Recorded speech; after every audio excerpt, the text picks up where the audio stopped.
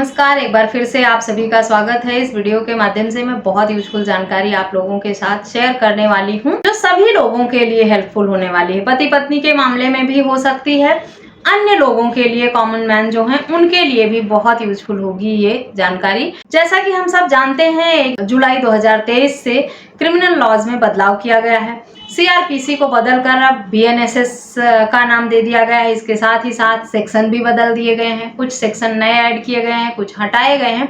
उसी में से 4 ऐसे सेक्शन हैं बीएनएसएस के जिनको चैलेंज किया गया है सुप्रीम कोर्ट में, अनकॉन्स्टिट्यूशनल बताया गया है और फंडामेंटल राइट्स को वायलेट करते हैं, ऐसा कहकर इन्हें इन 4 सेक्शन को होने की मांग की गई है। मनारगढ़ी बार एसोसिएशन द्वारा एक याचिका दाखिल की गई है सुप्रीम कोर्ट में, जिसमें इस तरह की मांग की गई है कि 4 ऐसे सेक्शन जो खत्म होने चाहिए क्योंकि ये फंडामेंटल राइट्स को इफेक्ट करते हैं। सबसे पहला सेक्शन जो है वो है सेक्शन 43, जो हथकड़ी लगाने के बारे में बात करता है। सेक्शन 107 जो अटैचमेंट ऑफ प्रॉपर्टी को लेकर बनाया गया है। सेक्शन 223 ये नॉन कॉग्निजेंस को लेकर बनाया गया है, यानी जब पुलिस संज्ञान नहीं लेती है किसी मामले में, तब मजिस्ट्रेट के ऑर्डर पर संज्ञान लेने का प्रावधान इस सेक्शन में किया गया है। इसके बाद आता है सेक्शन 356, जो ये कहता है कि आरोपी के मौजूद ना होने पर कोर्ट में, यानी अगर कोई आरोपी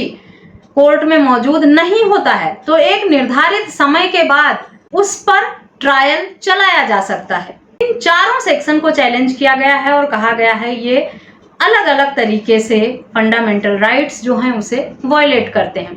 जैसे सबसे पहला सेक्शन बताया है सेक्शन 43 का, हथकड़ी लगाने का, जिसमें कहा गया है कि कोई गाइडलाइन, कोई दिशा निर्देश नहीं दिया गया है। ये कहा गया है कि कोई संगीन जुर्म करने वाला अपराधी जो है उसे हथकड़ी लगाई जा सकती है, जिसमें कब लगाई जा सकती है, किस तरह से लगाई जा सकती है, इस सब तरह का प्रावधान नहीं किया गया है। पुलिस इसका मिसयूज कर सकती है और व्यक्तियों के फंडामेंटल राइट्स जो हैं उनका हनन हो रहा है। इसी तरह से 107 में इस तरह का हवाला दिया है कि अगर एक से अधिक व्यक्तियों का नाम शामिल है किसी प्रॉपर्टी में और किसी एक को ही एक्यूज्ड बनाया गया है, तो ना चाहते हुए अगर प्रॉपर्टी को अटैच किया जाएगा तो उन 4 व्यक्तियों को जो दोषी नहीं है उनके साथ नाइंसाफी होगी, उनके फंडामेंटल राइट्स का हनन होगा। इसलिए इसमें भी बदलाव होना चाहिए। सेक्शन 223 जो है, इसमें यह कहा गया है कि अब जब तक पहले सीआरपीसी में यह था कि अगर पुलिस संज्ञान नहीं लेती थी तो कोर्ट के ऑर्डर पर संज्ञान लिया जाता था, लेकिन अब इसमें बदलाव किया गया है। थोड़ा ये ऐड किया गया है कि जब तक आरोपी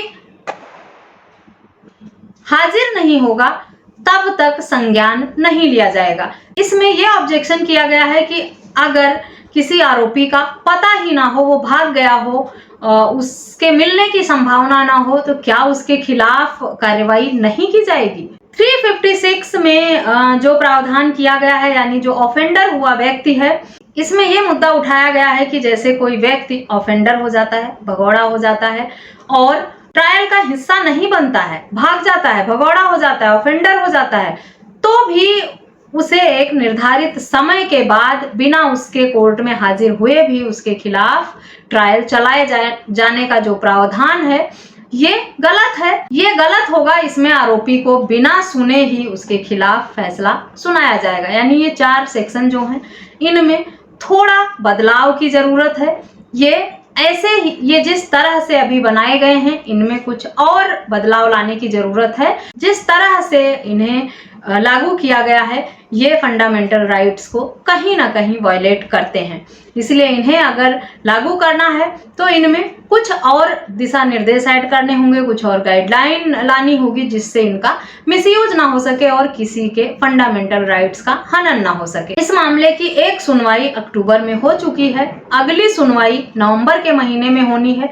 देखना यह है कि सुप्रीम कोर्ट का फैसला क्या रहता है। अभी तक फाइनल आदेश नहीं आया है, लेकिन उम्मीद की जा सकती है कि कुछ ना कुछ इसमें और बदलाव किया जाएगा। जो भी बदलाव होगा और नया जजमेंट आएगा उस पर मैं आप लोगों को लेटेस्ट वीडियो जरूर बनाकर दूंगी। आप लोग अपने हक अधिकारों से अवेयर हो सकें, जागरूक हो सकें और अपने हक अधिकारों का यूज कर सकें। मनारगढ़ी बार एसोसिएशन द्वारा जो मुद्दा उठाया गया है उसमें कहा गया है कि इन चारों सेक्शन में जिस तरह से कार्य करने का प्रावधान है वो आर्टिकल 14, 19 और 21 को वायलेट करते हैं। अब देखते हैं कि सुप्रीम कोर्ट द्वारा इसमें किस तरह का बदलाव किया जाता है। इस तरह की और भी इंफॉर्मेटिव वीडियोस पाने के लिए चैनल को सब्सक्राइब करना बिल्कुल भी ना भूलें। इस वीडियो में बस इतना ही। जो भी बदलाव इसमें किए जाएंगे वो लोगों के वेलफेयर में ही होंगे, हित में ही होंगे। इसलिए चैनल से जुड़े रहें ताकि आपको और भी लीगल जानकारी मिलती रहे। इस वीडियो में बस इतना ही। मिलते हैं नेक्स्ट वीडियो में, तब तक के लिए थैंक यू एंड बाय।